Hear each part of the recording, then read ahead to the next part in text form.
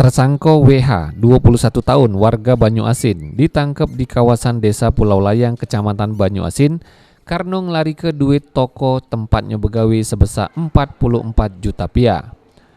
Tersangka yang sempat buron selama 4 bulan ini awalnya diminta nganter ke sembako ke Pasar Kuto di Palembang atas perintah majikan.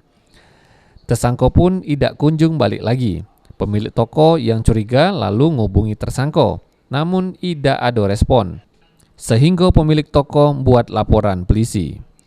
Sesudah penyelidikan selama 4 bulan, polisi berhasil ngendus keberadaan tersangka di wilayah Banyuasin.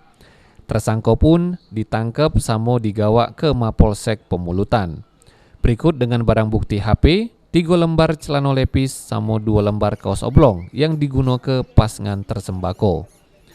Atas perbuatannya tersangka dijerat pasal 372 KUHP tentang penggelapan dengan ancaman hukuman 5 tahun penjara.